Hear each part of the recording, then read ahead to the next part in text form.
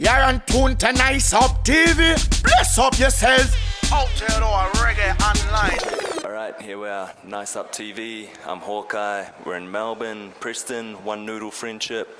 I've got my man Ali MC here at New Dub City. We're just going to have a chat about a whole lot of things that he's been up to over the last few years. So, first up, good to finally do this interview. It's been a while.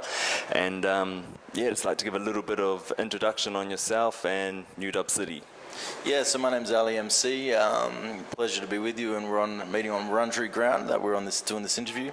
My name's Ali MC, so I'm the frontman, producer, and general organizer of the global collective New Dub City, which is a dub, hip hop, dance, bass music type collective, which is ever expanding, and we're just about to release a 4th album.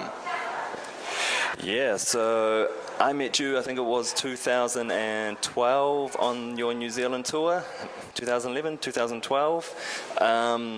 Since then, well, what was the music like then that you were releasing and playing and the live set, and what are you doing now with the band and things? Yeah, so New Dub City, it kind of evolves quite a lot actually, depending on the album and also who's getting into the project. So at that time we had like a bit of a 3-piece with 2 vocalists and a DJ, kind of like a Sing-J style. And then the most recent album we dropped last year was called Release the Dubs, and it was just all 100% dub-wise versions of previous tracks on other albums. And then this new album, which is called Urban Cleansing, is more like a club remix versions of New Dub City songs. So I've got guest producers from New York, from the UK, from Australia as well, New Zealand, contributing some of their beats and so on. So it'll be more of it presented in more of a DJ style. Right, so New Dub City, quite eclectic indeed.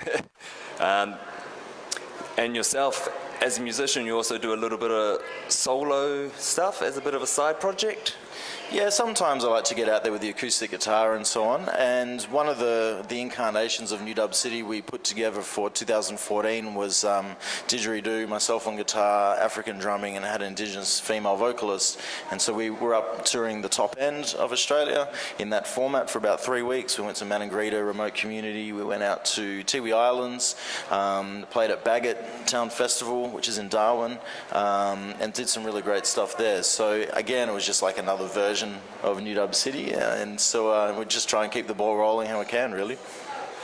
Yeah, nice. And there was a documentary that followed that tour as well. Would you like to talk about that? Yeah, we ended up calling it a documentary just because it was based around dub music. But it was just a short 15-minute film that a big friend of ours, Francesco, who's a photographer and filmmaker, made for us. And so that was really following us around doing these tours to the remote communities and so on. And not only just documenting us playing, but also kind of looking at the lifestyle of people in those areas, and me talking to some of the local people as well. And so that was called Maranjang Karira. That's which means the place where the dreaming changed shape. Thank you. As we receive our noodles, big up One Noodle Friendship. Yeah. Very good noodle place here indeed. So with your music, you've been to Australia, like toured around Australia, quite a few different places, and New Zealand. How's it received across, all these different, places? Yeah, it's been quite a good adventure actually, travelling and touring with music, and also being able to engage with local people and learning a bit more about, I guess, in particular indigenous cultures in Australia. And so one of the other areas that I've been working in, and that another version of New Dub City toured to, which is the Western Desert in 2010. And so this year I went back there to that area, which is out in Pitjantjatjara and Narrabri country, and the guys out there are producing a lot of reggae and dub styles, and so I just was helping them in their studio, helping them how to produce music and so on.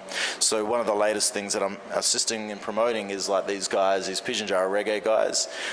So it's all reggae and dub music and sung in Pitjantjatjara, Narrabri, and a little bit of English.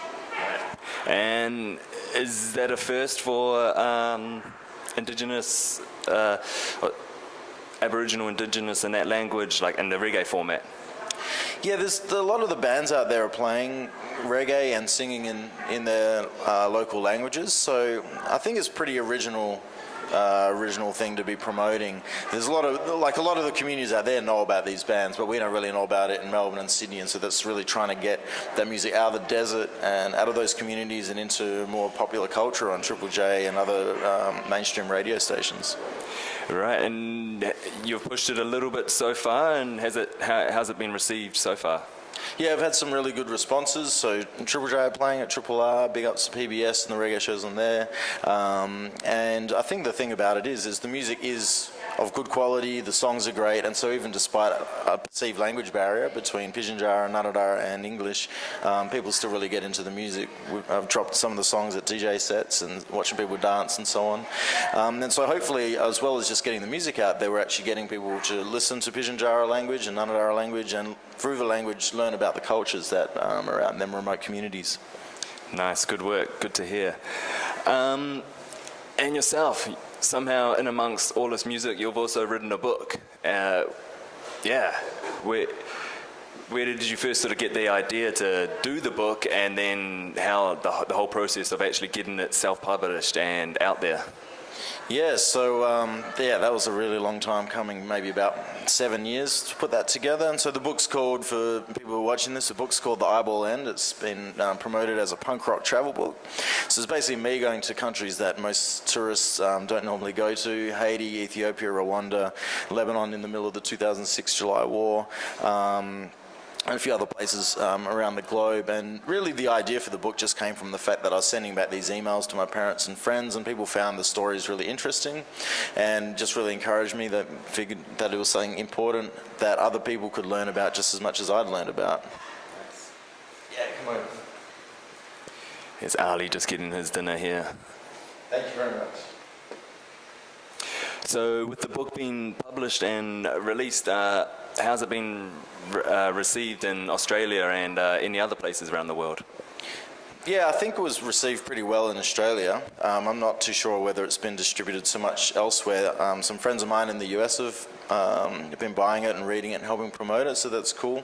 But I think it's a challenging book. It was challenging for me to write, and I think it's challenging for people to read, not least because it's kind of trying to challenge people to their perceptions of the so-called third world and the people in them. But anyone who wants to read a good travel yarn with a bit of detailed information and a bit of social commentary around it, The Eyeball End might be for you. And here we have the spring rolls. Thank you.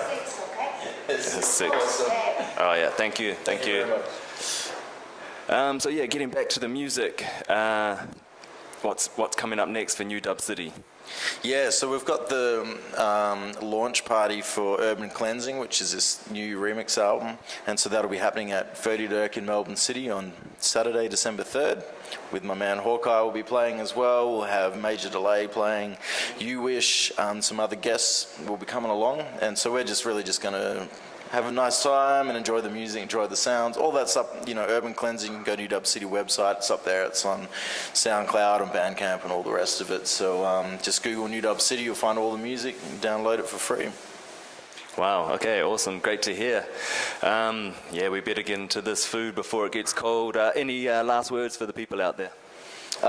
Big ups, keep supporting local reggae music, local dub music, and I highly recommend to check out some of this Pidginjara reggae music. So it's under the label Manta Tutura, which you can find on SoundCloud, or just look up myself, Ali MC, on Facebook and hit me up with a message and I'll send through the links. Nice, awesome to chat. We'll put up all these links, people can check it out. Peace. You've been watching Nice Up TV. Rewind and come again.